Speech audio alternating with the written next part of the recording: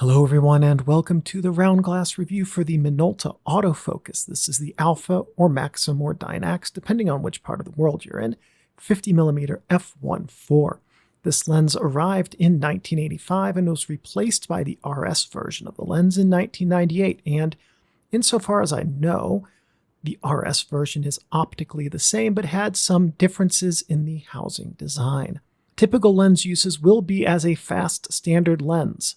That should go without saying, but at any rate, this lens is capable of tackling most any type of photography within the limits of the focal length. For your bottom line up front, honestly, if you showed me photos that this lens took and asked me what lens I thought had taken them, I'd probably say something like a late 60s fast 50, probably something third party. Now, that's not high praise, I know. But what it says and what this video will show is that this lens has a lot of character and it cannot help but input that character into the images it creates. This is far from being as technically precise a lens as the Alpha 50mm f1.7, and for some people, that will be a great way to obtain distinct images. The focal length and angle of view are 50mm and 46.8 degrees on full frame, 75 and 32-ish degrees on APS-C. Aperture range is 1.4 to 22, element and group count are 7 and 6, design type is double-gauss, filter size is 49mm. The closest focus point is 0.45 meters, which in the US is just a hair length than the length of two Subway footlong subs. Oh yes, Subway. We know your footlongs aren't really a whole foot long. The drive type is screw drive autofocus with the ability to use it as a manual focus lens as well. Native mount is Minolta Alpha. The dimensions are 65.5mm by 38.5mm, which really does not sound right at all. And a quick measurement here while I'm recording this tells me that it is not. It's actually 65.5 by 47.5. The weight is a quite substantial 235 grams.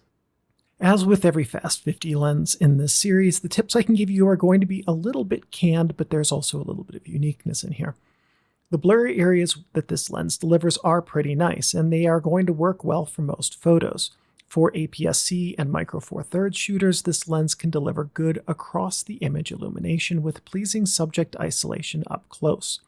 For full-frame users, the subject isolation will be better as you can use more of the image circle to achieve that same image framing as on the smaller sensors, and that means you can use a closer focus point with this lens than the smaller format shooters.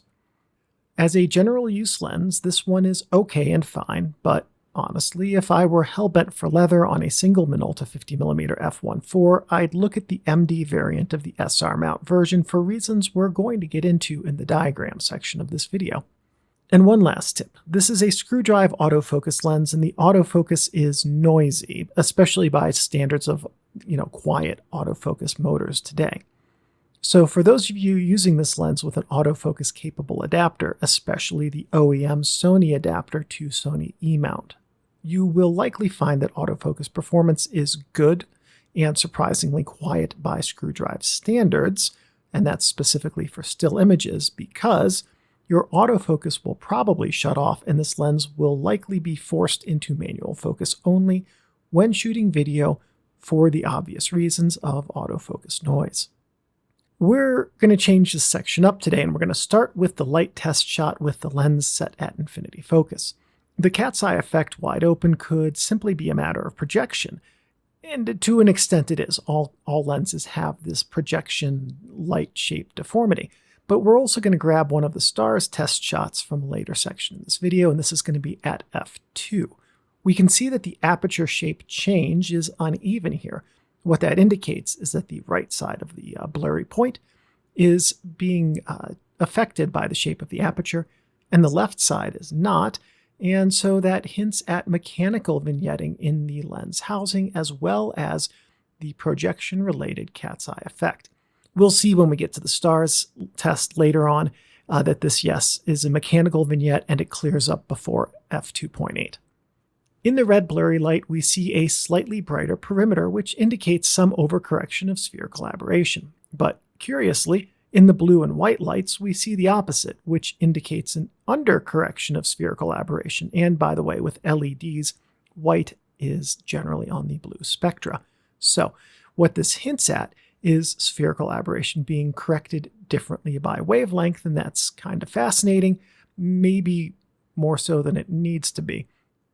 Anyway, looking at the same lights with the lens focused at the closest focus point, we see a hint of spherical aberration overcorrection in each channel, and it points toward the center of the blurry dots, which appears to back up the f2 image we saw earlier that indicates mechanical vignetting. Now, the most interesting dot in this whole image is the white one in the center because it shows very good overall spherical aberration correction. Let's take a look at the dots test chart and see if that shines any light on what we're seeing with these.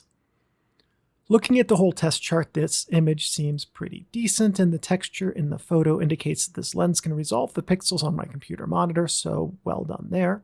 But if we zoom to 100%, now I really do wish I had gotten a dot directly in the center image of this image because, I bet that it would have had a faint, diffuse, and even glow. Spherical aberration on this chart would exhibit as a diffuse and even glow.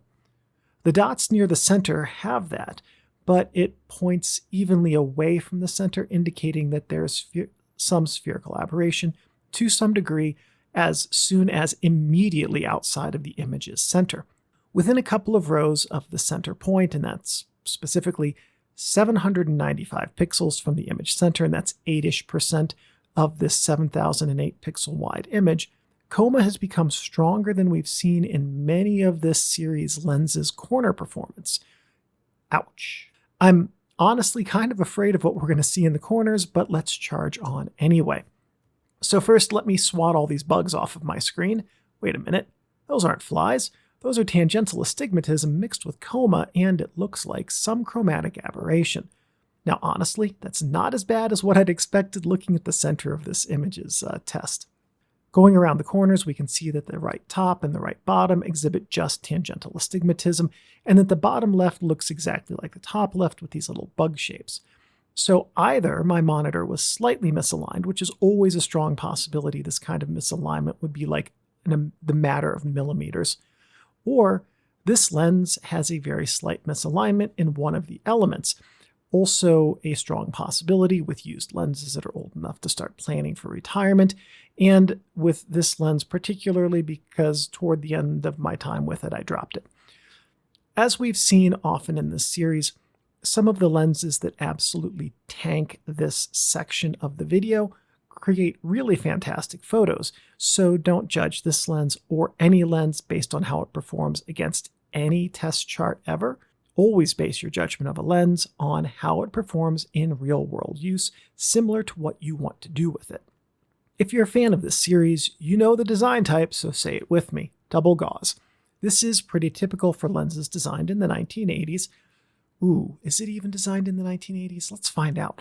And this lens looks pretty much like every other maker's comparable offering from that time. The double-gauss lens design creates very pleasing blurry areas, and for those of you who, like me, see blurry area quality as a key aspect of lens performance for lenses intended for portraits or photographs of isolated subjects, well, look for a double-gauss lens and you'll have a better chance of having a pleasing blurry area quality than with some other design types, cough, cough, retrofocus. To my eye, the only lens family that is consistently better at delivering blurry areas would be the Ernostar family, of which the Sonar is a member, but the double-gauss lenses do tend to have smoother blurry areas than either of those. So when I sat down to make this diagram for this lens, I sighed, made a very stiff Moscow Mule that I swapped out the vodka with akvavit for, and by the way, fantastic drink, and then I set about making yet another double-gauss diagram. But before I drew line 1, I wondered if I, having now drawn up around 30 of these, could scour those other designs for vectors that matched these elements.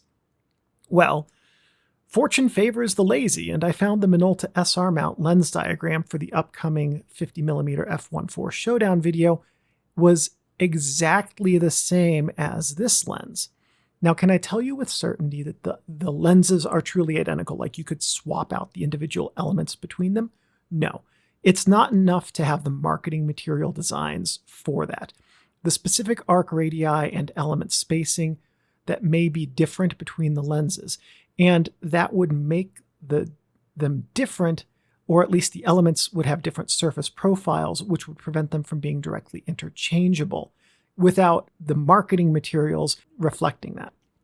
However, the optical designs of that older MD variant of the SR mount 50mm f1.4 and this lens are so close that I didn't actually have to draw a new diagram for this lens.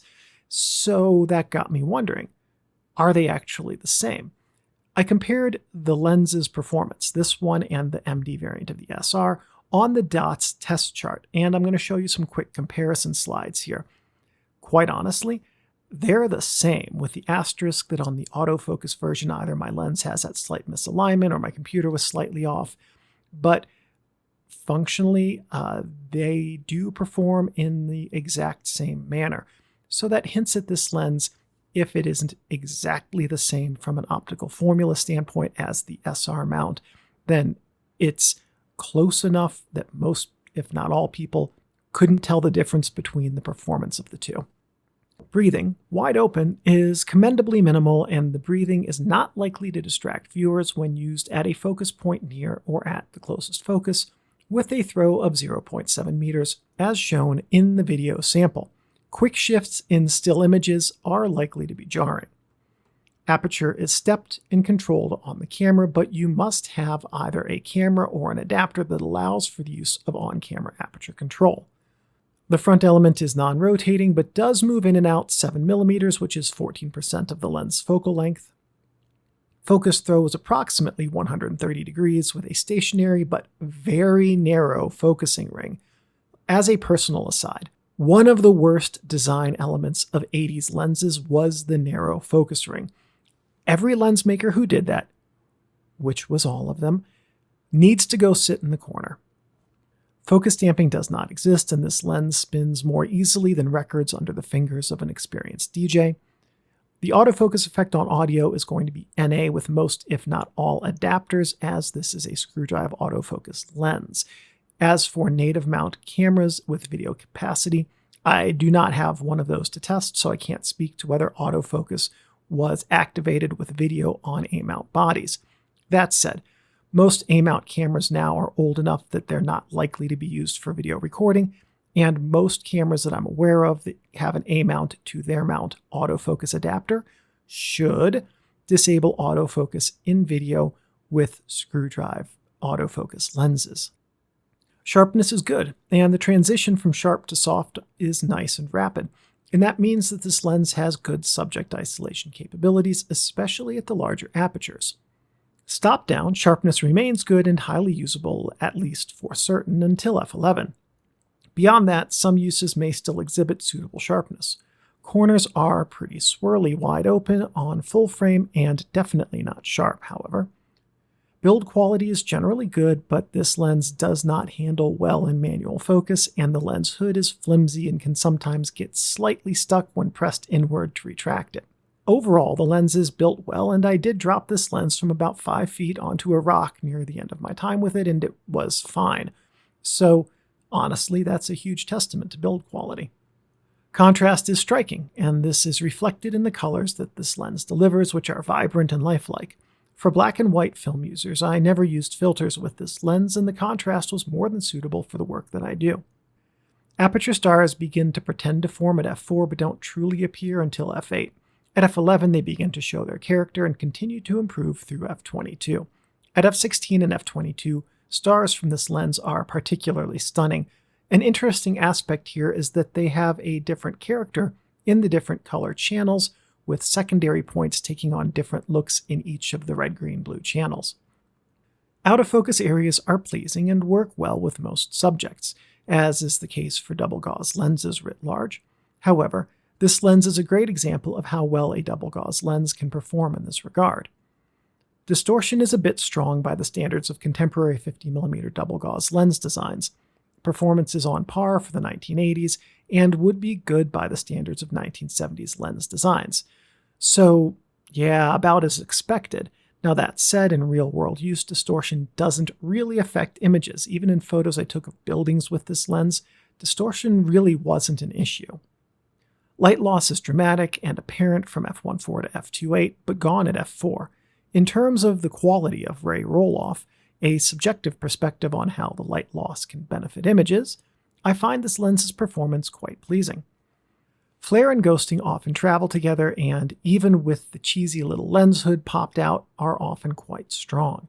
The nice thing about them is that they are visually pleasing, and with the right subject and source point light orientation, the results in that regard could be quite good and useful. Balance with cameras is fine with cameras across the weight spectrum. I use this with mirrorless cameras like the A7S II and A7 IV, as well as film SLRs including the Alpha 9 and Maxxum 5 Alpha Suite 2. And this lens felt at home on all of them, despite being a solid and somewhat heavy lens by 50mm lens standards. The Minolta Alpha 50mm f1.4 falls right into a strong tradition of good and reliable double-gauss lenses. I love a good double-gauss lens. Yes, I do tend to get a bit bored with them after a while, but from a performance standpoint, they deliver predictable and consistent images, and their general design and structure lead to good subject isolation, strong contrast, pleasing colors, and lovely blurry areas. Add a good aperture design, and a double-gauss lens can deliver striking source point stars too. Were I to rank every double-gauss lens I've ever used, this lens would probably be in the 80th percentile, which, as of when I write this, places it in a position far above a very good number of other lenses. For the Sony Alpha mount user, the Minolta Maxxum Alpha or Dynax user, or the Sony E user who has an OEM A to E adapter, this lens is a good option for still images, and a very good to exceptional all-around performer. If you can adapt this to your smaller than full-frame mirrorless camera, it will also be a good portrait lens, if not being the good all-around performer that it is on full frame.